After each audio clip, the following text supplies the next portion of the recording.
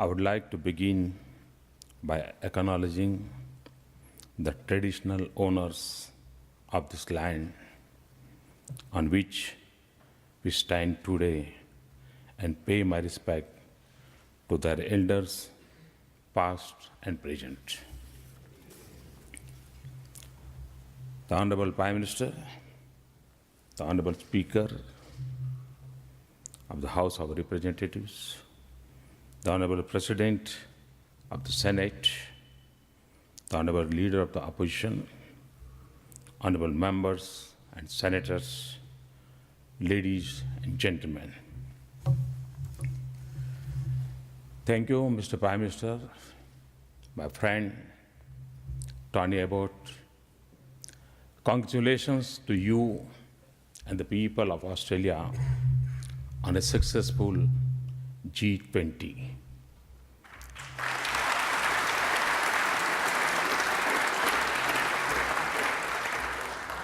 I'm the third head of the government you are listening to this week. I do not know how you are doing this. Maybe this is Prime Minister Abbott's way of short-fronting you.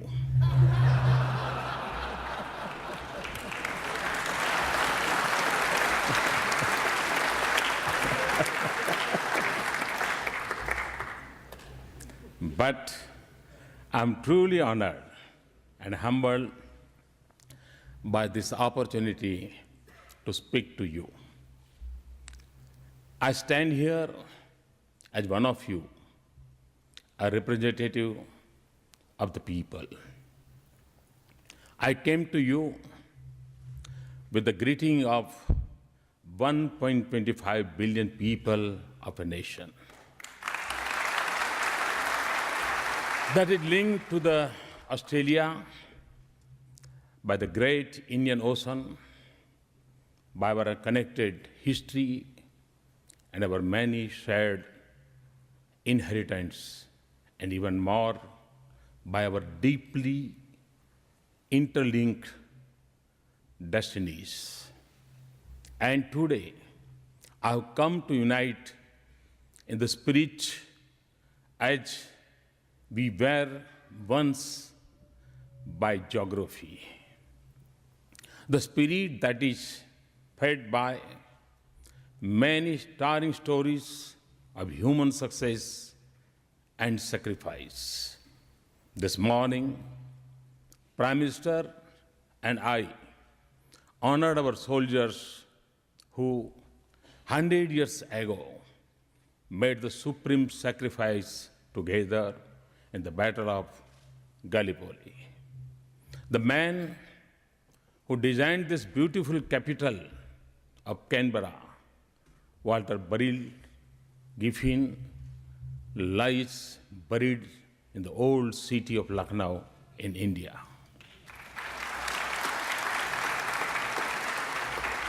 More than 150 years ago, an Australian novelist and lawyer, John Lang, fought the legal battle for a brave Indian freedom fighter, the Queen of Jhansi, Jhansi Rani Lakshmibai, against the British East India Company in India's first war of independence.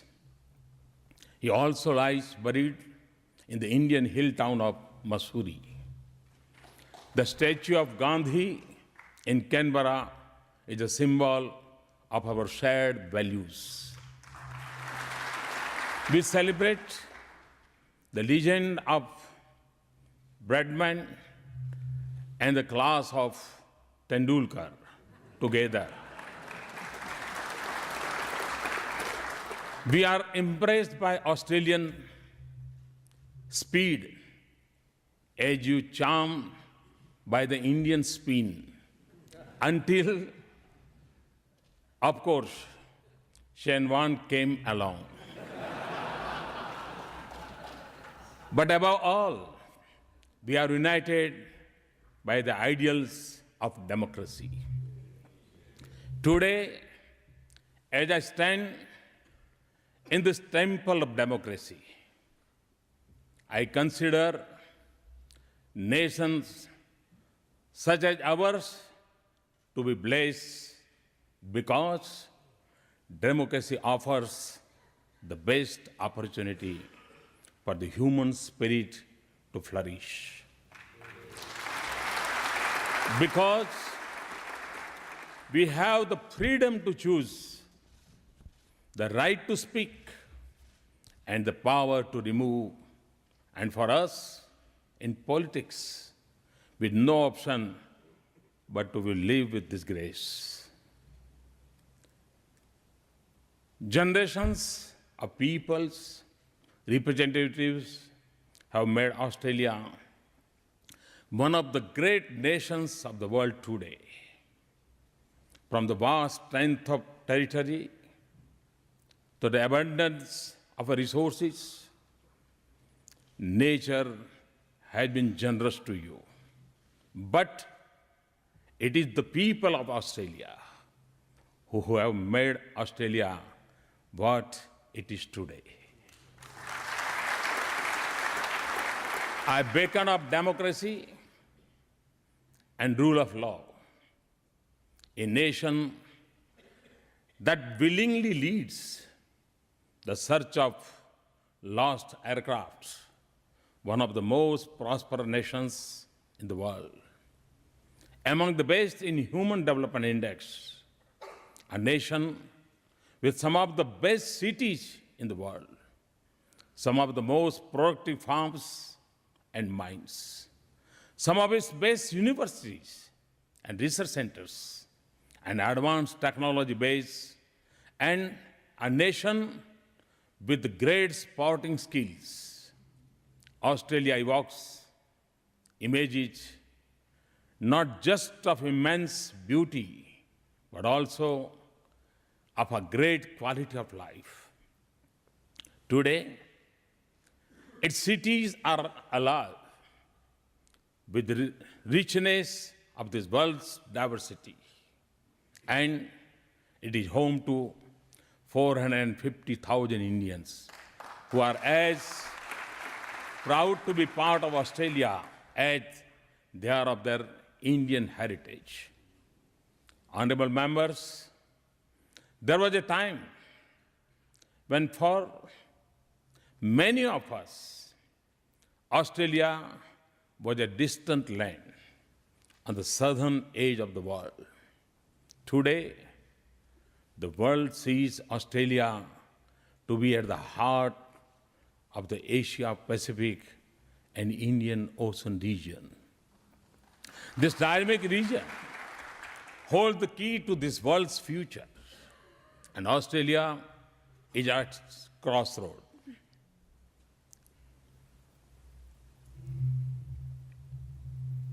And as Australia has become more engaged in this part of the world, we welcome its growing role in driving this region's prosperity and shaping its security. Because we in India seek the same future for this world. We also see Australia as a vital partner in India's quest for progress and prosperity.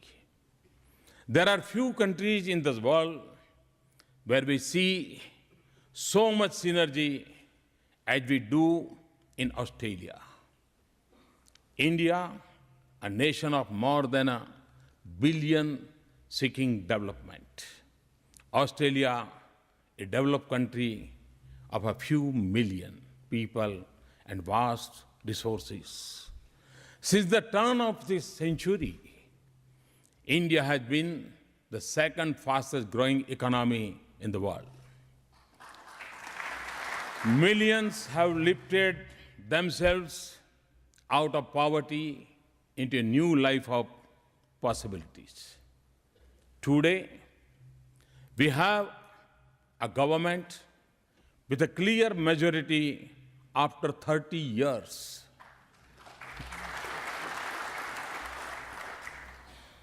From the remotest village to the biggest cities, there is a new high tide of hope in India, a new energy. It is the energy of our youth. The 800 million people below the age of 35, eager for change, willing to work for it, because now they believe that it is possible, that they can make it happen. It is this force of transformation that will unleash. In these 6 months that we have been in office, we have moved forward thinking with ambition, acting with speed, seeking growth, not just for growth, but to transform the quality of life of every Indian. I see Australia as a major partner in every area of our national priority, providing skills and education to our youth, a roof over every head and electricity in every household, the most affordable health care for the most difficult disease, the next generation of infrastructure that does not take a toll on our environment, energy that does not cause our glaciers to melt, clean coal and gas, renewable energy or fuel for nuclear power, cities that are smart, sustainable and livable, villages that offer opportunities, agriculture that yields more, and farms that are better connected to markets, practices and technology that save water. We have a new mission for turning Made in India into a global name, just as computer in India is. But we want to find new pathways to prosperity, not simply travel down the roads of the previous century. Much of India's future cities and infrastructure is yet to be built, and so we have a unique opportunity to make our choices now.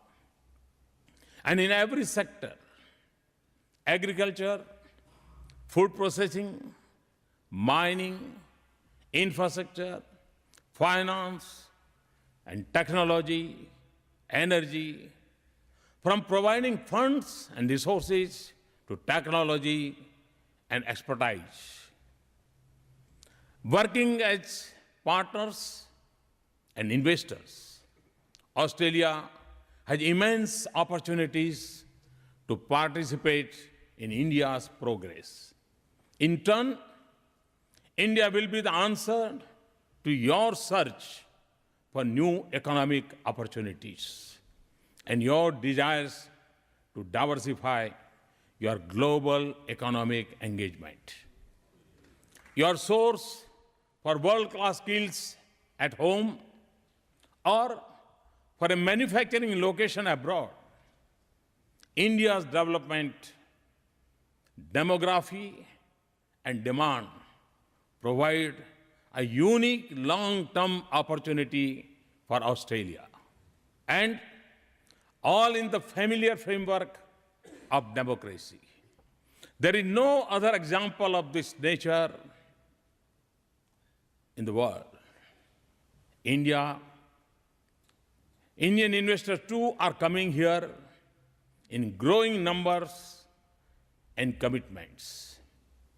Honorable members, this is an age rich in promises, but also filled with challenges.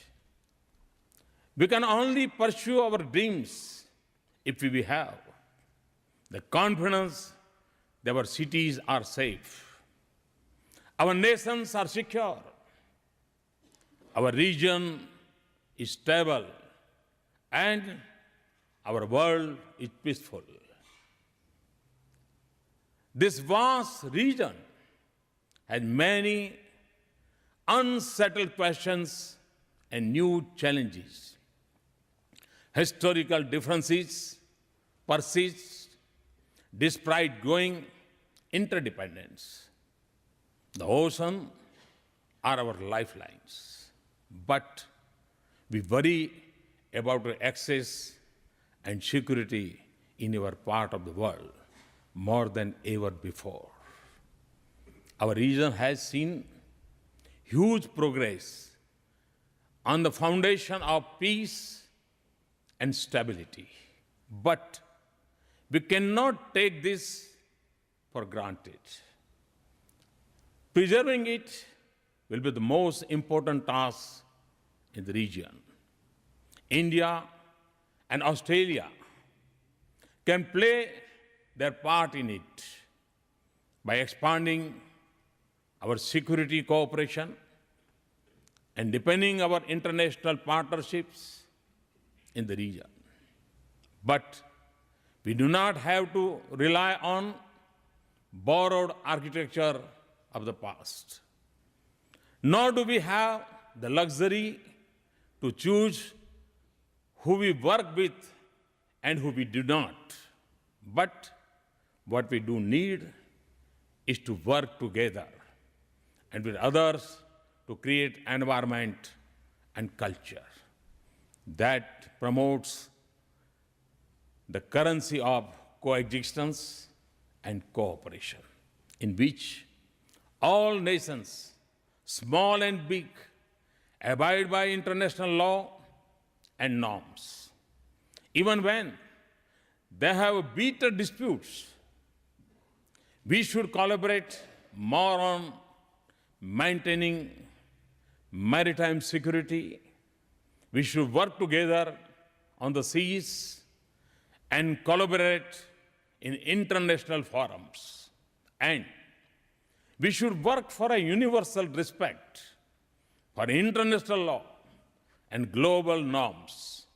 We must also support the process of economic integration across the region and an open globe trading system that remains integrated. We must guard against regional trade initiatives becoming instrument of political competition. However, economic integration by itself would not be a strong basis for peace and stability. Without strong regional institutions, India and Australia are members of several institutions that are critical for the region and the world. We should coordinate more closely in East Asia. Summit, G20, and the Indian Ocean Region Association. Honorable members, in our interconnected world, our shared challenges extend beyond our region. Terrorism has become a major threat for us all. In India, we have seen its face closely for 3 decades, and we see it with the clarity that comes with it.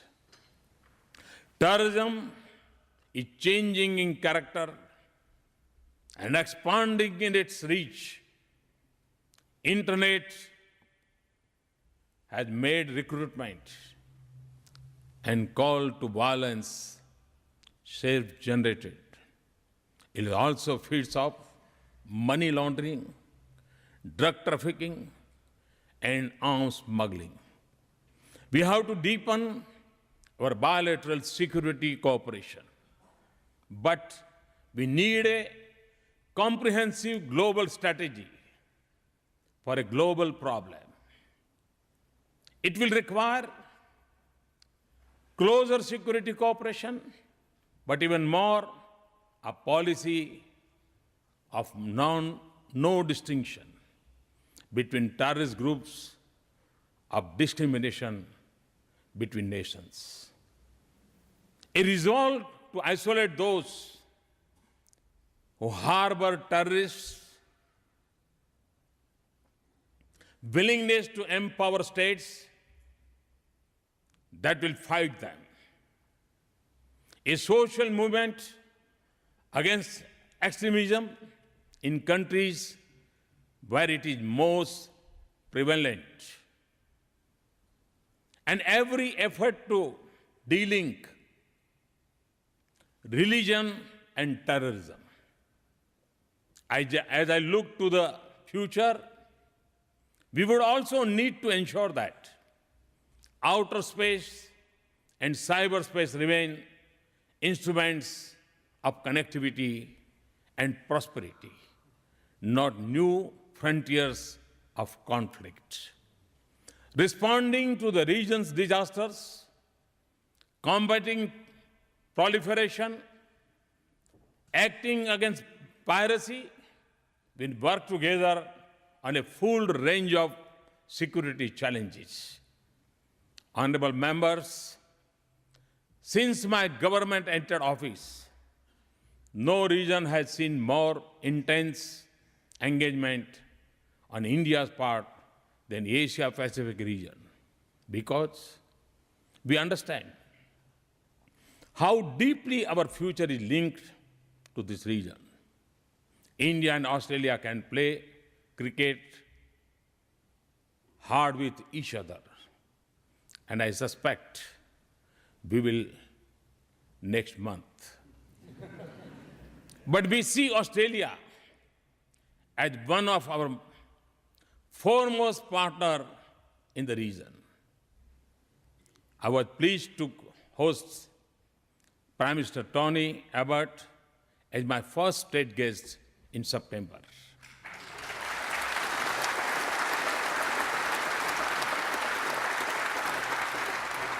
It has taken a Prime Minister of India 28 years to come to Australia. It should never have been so. And this will change. Australia will not be at the periphery of our vision, but at the center of our thoughts. So we stand together at a moment of enormous opportunity and great responsibility. I see a great future of prosperity, partnership between India and Australia, and a shared commitment to realize it.